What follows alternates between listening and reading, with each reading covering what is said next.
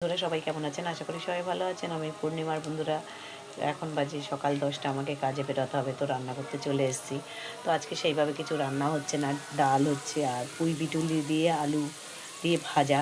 তো ভাবলাম ঘরে দুটো ডিম আছে, দুটো ডিম ভেজে নিই, মেয়ে আর আমি খেয়ে নেবো, কাজেও নিয়ে যেতে হবে। তো এখন আর সময়ও নেই যে আমি দোকান থেকে ডিম আনবো, মেয়েও বাড়িতে নিয়ে পড়তে গেছে। তো ডিম দুটোকে ভাজতে গেছি, তো দেখুন কি অবস্থা হয়ে আছে।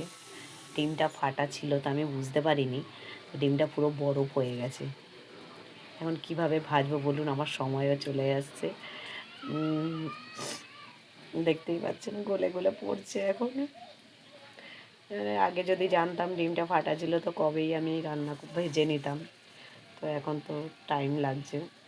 যাই হোক, কী করা যাবে, দেখা যাক কতক্ষণে ডিমটা ভাজা যায়। এখন গলে গলে পড়ছে, দেখুন কি সুন্দর বরফের ডিম। একদম ডিম সেদ্ধ না করে কুসুম খাওয়ার মতো হয়েছে, কিন্তু এটা খাওয়া যাবে না। দেখুন কতক্ষণে ছাড়বে, বরফ জমে আছে।